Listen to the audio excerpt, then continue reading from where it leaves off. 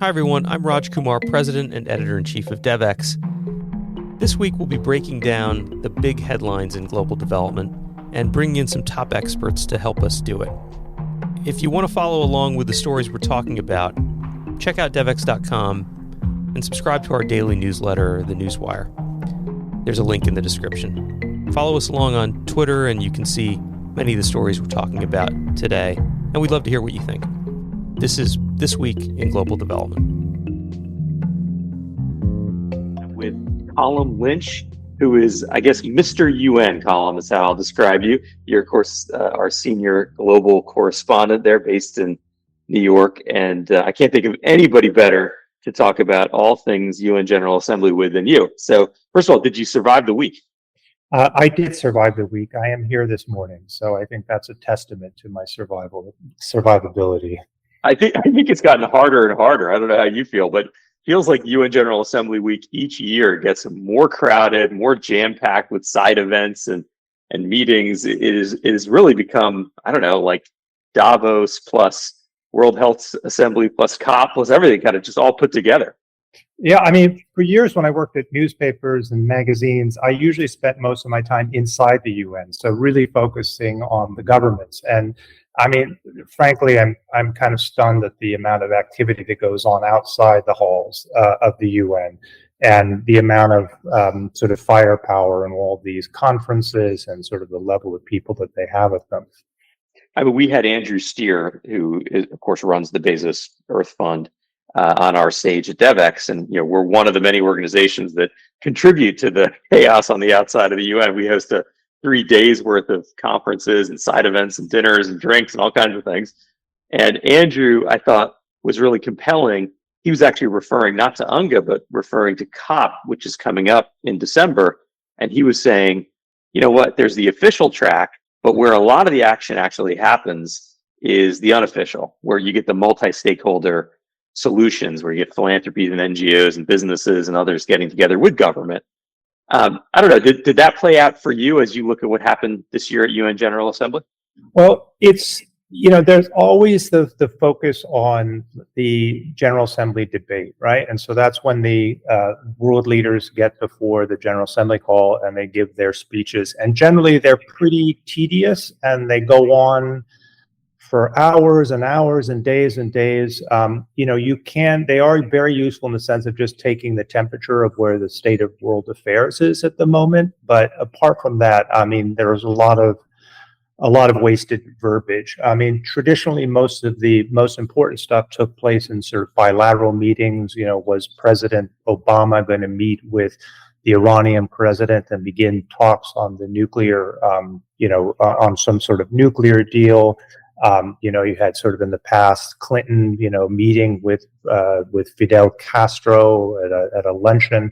So, a lot of the most interesting stuff always sort of happened on the sidelines, but now you have sort of in the mix is all of these other players. And at a time when everybody is sort of feeling that the governments themselves don't really have the wherewithal to kind of solve their own problems. So, so these groups, these other stakeholders are certainly becoming players, but, the UN is an intergovernmental organization and they guard their prerogatives pretty jealously. So there's always a bit of tension in the degree to which these stakeholders can actually, get inside the building and affect the intergovernmental talks. Yeah, I mean, I guess the number of iconic moments like the ones you described from the past would have been limited this year just by the fact that 4 members of the P5, the so-called P5 of the UN Security Council, didn't show.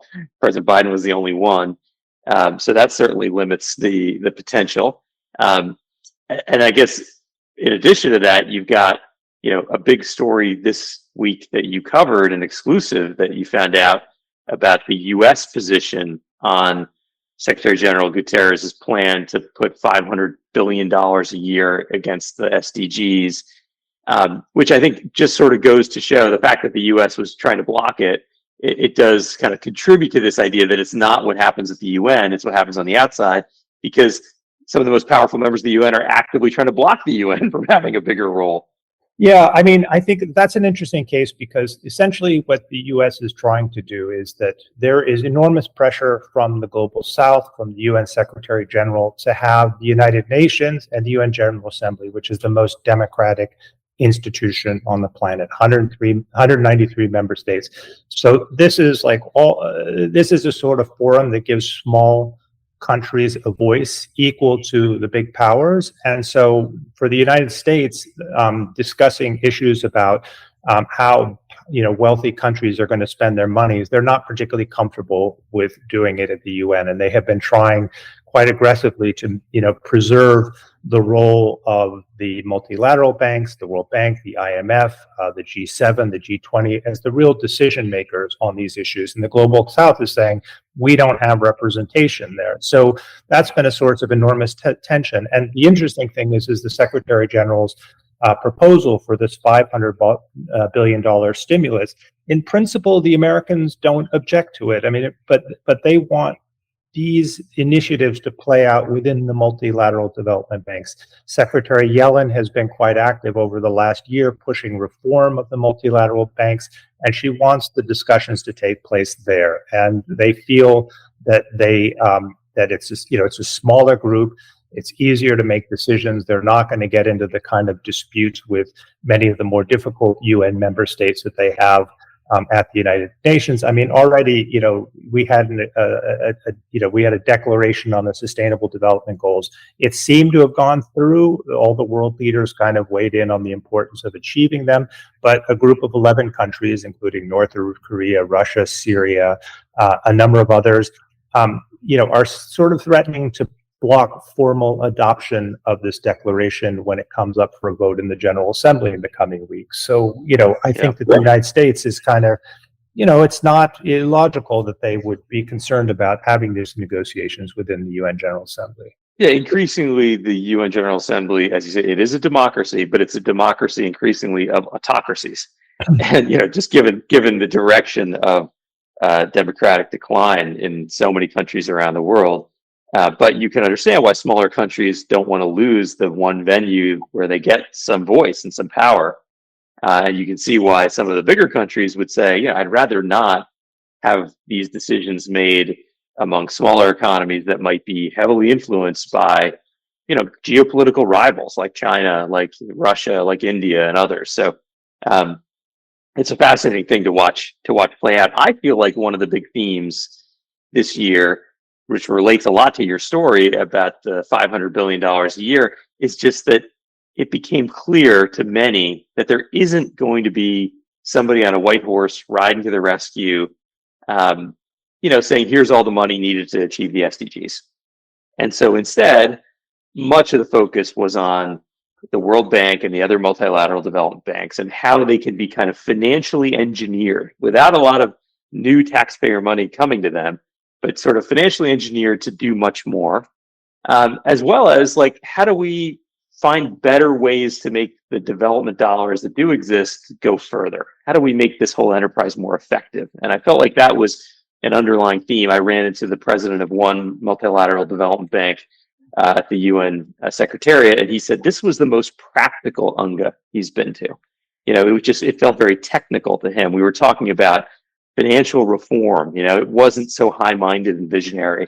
I don't know. Did you feel like that's the way it played out from your perspective, Colum? I mean, one of the things that really struck me about this General Assembly debate was the degree to which, as I mentioned before, previous General Assembly sessions have generally focused on the issues of conflict, on security, on wars in the Middle East, on genocide, on all these security issues.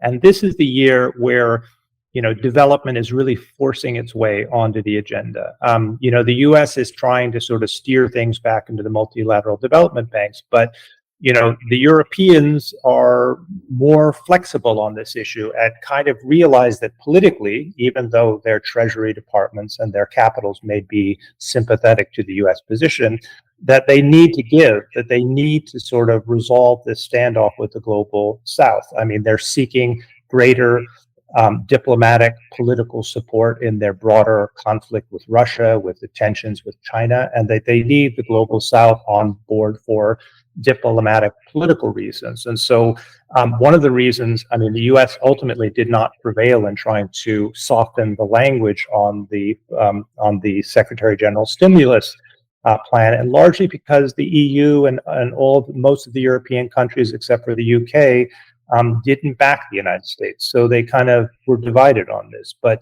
nevertheless, I mean, it basically shows that that this whole trend is really gaining power, and that a lot of the donor countries, who aren't keen to sort of start writing more checks, that they have to deal with this issue if they want to address the broader competition for hearts and minds in their sort of geopolitical struggle with Russia and China.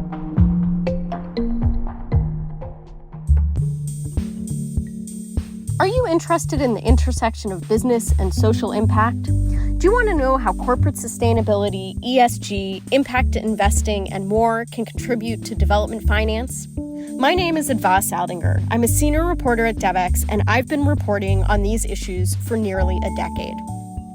I'm the author of Devex Invested, our free weekly newsletter dedicated to development finance. Every Tuesday, we explore how companies, investors, and market mechanisms are reshaping the world of development finance. Visit devex.com/newsletters and join us on Tuesdays. So you wrote a special edition of our daily newsletter, the Devex Newswire, that kind of recapped the big things that happened at UN General Assembly. And I'm just curious, are there any things that just stood out for you, Colum, in particular, big moments, either within the official proceedings or on the sidelines, that you think people would be interested to hear? Well, I mean, I think that, the difficulties they had with adopting, I mean, there were a whole series of important high-level discussions on health. There were 3 high-level meetings on health. There was a high-level meeting on the Sustainable Development Goals. There was a ministerial meeting on the Summit of the Future, which is going to play out next year. And generally these are not particularly complicated, declarations to get adopted. And I think the fact, I mean, I mentioned the 11 countries that had, that are threatening to sort of cause problems in the adoption of the Declaration on the Sustainable Development Goals. They're also doing it on the health declarations.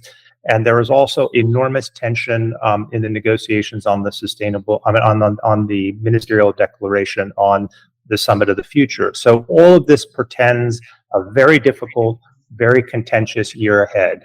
There are still not agreements on all the declarations which we all thought were adopted. Maybe there will be, but this is going to be a big year for UN reform.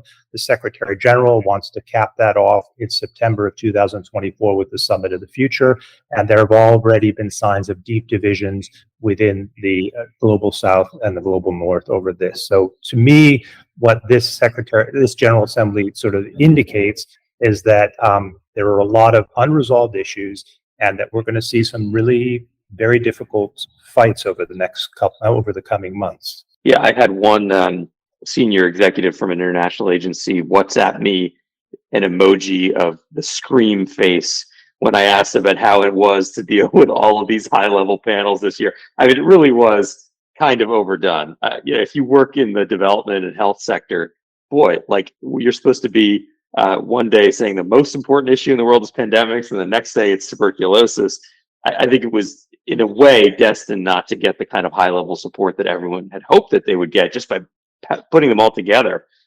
And it does seem like the Secretary General, by putting some emphasis on the Summit of the Future, maybe, I don't know, created a challenge here for organizers for this year's high-level panels, right? The sense of, well, what is our priority? Is it the Summit of the Future, or is it all of these high-level summits we're doing this year?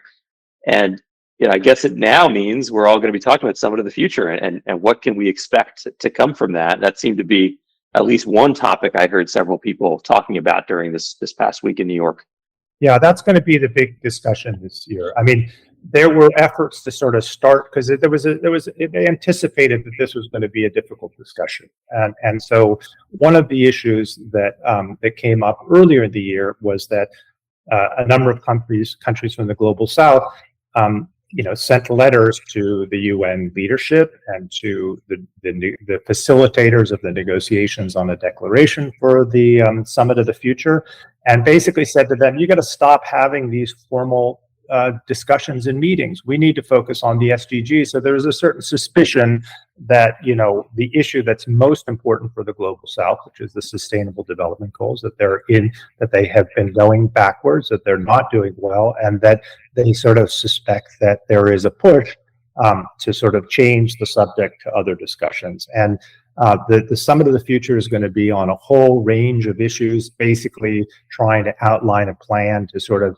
set the stage for the UN's development over the next 25 years. They will be dealing with issues like artificial intelligence, digital, like trying to set the rules of the road on internet issues through the Digital Compact, discussions on the basis for, peace and security, a whole range of issues. We have policy briefings coming out every couple of weeks on various issues that deal with the Summit of the Future. So it's going to be a big, gnarly kind of negotiation, which is going to try to sort of, set the stage for, modernizing the United Nations. And it's going to have to go through, the meat grinder, which is the intergovernmental negotiation process. And it's not clear how it's going to come out on at the end of that. Yeah, absolutely. And it does seem like, the most prominent issue for the Summit of the Future at this point is AI. And what that exactly means is unclear. But, I talked to many people inside the UN who say that's going to be the thing that people are really focused on. Obviously, it is a major issue, and it's maybe a long-term issue, but it's also a little bit of the flavor of the month. And so, what will this really turn into tangibly is important. I'm thinking about some of the highlights for me this past week. On our own stage at Devex, we had Rory Stewart, the president of Give Directly, although he's just stepping down now to be senior advisor at Give Directly. And he was really compelling. He's a former Secretary of State for DFID in the UK. And you would expect somebody who comes from the traditional development world to say, hey, we do good things, we work hard, and maybe not everything is perfect, but to be a bit more defending of development. And he kind of was the opposite. He sort of said, look, this whole enterprise is not working, and that's why we need to go to cash transfers, which he is a real evangelist for. But I thought he was particularly compelling. He really had the audience thinking and challenged, everybody to kind of question the way we all do development work and whether it needs to fundamentally change. And in his mind, go much, much more toward just giving money directly to people who need it. Yeah, I mean, I miss that, but one of the things that strikes me kind of in the background is this whole question of the integrity of aid delivery. And we did stories some time back about the Ethiopian government diverting large amounts of money and resources from the World Food Program. We at Devex had a big story at the beginning of the week about Somalia and a scam that involves local officials, people that operate and run camps for the displaced, people who kind of act as go-between between the UN agencies and the people who have needs. And the UN did an internal report, and they found that often these groups of people were skimming off 20 to 30% of the aid that these people were getting, forcing them to pay rent to go into camp for the internally displaced. And these are people who've been facing near death from drought and the threat of famine in Somalia. And they come into these internally displaced camps, and they're basically shaken down. And so, it raises broader questions about the ability, not only of the UN and its agency, but USAID and other European donors about, the difficulties with ensuring that taxpayer money actually goes to the people who are most in need. I believe Reuters had a piece after ours came out about how the European Union had suspended funding for temporarily for the program in Somalia, and the U.S. I think is still committed. They've given sort of over $1 billion in terms of the response to the potential famine there. but really trying to look at ways to find out how you can deliver aid without it going into the wrong pocket. Yeah, and I think that's very much of a piece with this broader theme I mentioned earlier around, the way we do development work. If there isn't going to be lots of new money coming to the rescue, figuring out how do we make the money we have go further and be more effective.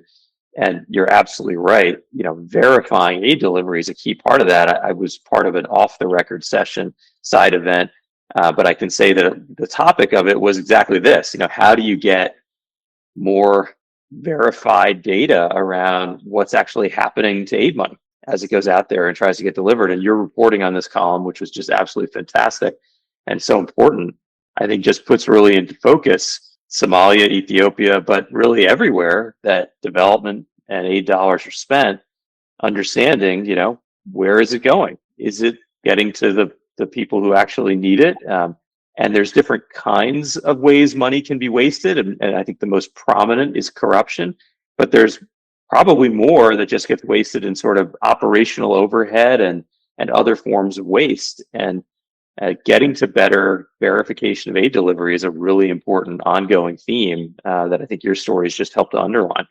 Yeah, I think also, the politics are really sensitive on this issue. So, these stories come out, and you want to do these stories because they sort of expose kind of weaknesses in the system. And you hope that these provide an opportunity for people to focus on trying to find ways to resolve them. But, these revelations also, send a message to policymakers and lawmakers. They keep hearing this story over and over again, and they become exhausted about funding these programs. So there's a real risk that, the question Somalia poses a very deep and sort of striking moral dilemma for policymakers and for the UN. And the question is it impossible to ensure that money is not diverted? And if so, what is the answer? And if the answer is to cut off aid, what are the implications of that? And the implications can result in large number loss of life. You saw that in Ethiopia and Tigray. The U.S. cut off assistance while they kind of tried to get to the bottom of what was happening in Ethiopia, and that inflicted enormous pain on needy people in Tigray. And so, a cutoff of aid in Somalia could be devastating. And so, the question is, do you need to accept a certain degree of corruption? Is that part of the requirement for trying to help people, or is there a way of doing this without losing all that money? Yeah, you're right. It is a moral dilemma. You'd like to think that even though it can be tempting to make aid conditional, that you don't end up essentially making the poorest people bargaining chips in some kind of great diplomatic game. And I think it also points to the fact that, while Rory Stewart is very compelling about Give Directly and the many places it can be used, the idea that you're going to be able to directly transfer money to someone's cell phone presupposes that they have a cell phone, that they have an internet connection, that they live somewhere where they can get access to a place where they can show up with their phone and convert that into money, which gets converted into food. And in a lot of the most challenging environments, like in Tigray, like in Somalia, you might have to really rely on a more traditional form of direct cash transfers, cash or through local NGOs. And it's therefore a lot harder to get your hands around ensuring it really gets to the people who it's intended for. Yeah, in Somalia, a lot of the recipients are receiving it as cash payouts or through vouchers. But there's such an established and sophisticated network of scammers that, you take your voucher, you go to the local market to buy food, and, and the sort of retailers are basically taking a cut of, the cash that you have in order to fulfill the request for food or whatever goods they're serving. It's really like a mafia, right, Colum? Yeah, it's a huge amount of money, right? There's enormous amount. You saw this also. The Houthis in Yemen largely control, how aid is delivered in that country, and so they have a very sophisticated method for ensuring that they get a pretty large cut. And And also, you find in Somalia as well that, the people who are kind of the gatekeepers, they would perhaps steer more aid to people within their clans. If you're from a minority clan, you might be excluded because, you don't fit into the whole sort of patronage logic of, aid distribution. But, this is a problem that has been going on for decades. I mean, the story on Somalia, I went back and I looked at some of the coverage from 2011 when there was an issue about the terrorist organization Al-Shabaab stealing money and resources and aid from WFP, and a lot of the structures. I mean, Shabaab wasn't identified in this investigation, but a lot of the ways in which aid was diverted were similar. There were local gatekeepers. Some of them might have been local humanitarian workers. It might have been local government officials. There were members of the Somali National Armed Forces, the intelligence community, who would try to get aid diverted to some of their family members. So the forms of abuse, are fairly similar to the way that they were 10 years ago. And that's in some ways, really disturbing element of it. But also it shows you how these structures of corruption, how deeply embedded they are in these communities. That's right. And how if we want to get to these SDGs, if we want to have a chance of getting there, we kind of have to change the way we operate and do it more quickly. Listen, it was an intense week. I don't know how many steps we got in running around from side event to side event.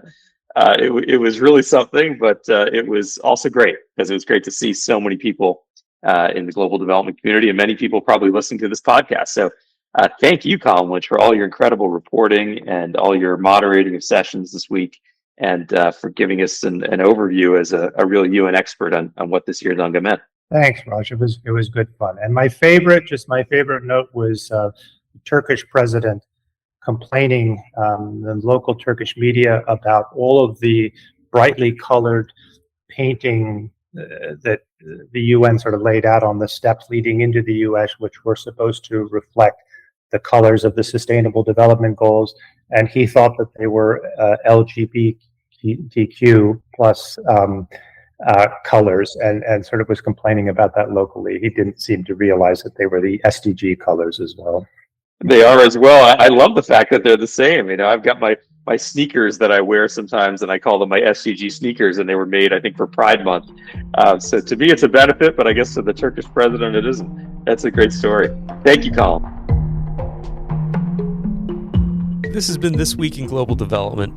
If you enjoyed this episode, don't forget to subscribe using the link in the description. To get even more coverage and analysis on the most pressing development issues of the day, become a Devex Pro member by going to devex.com/membership and signing up. Thank you for listening, and see you next week.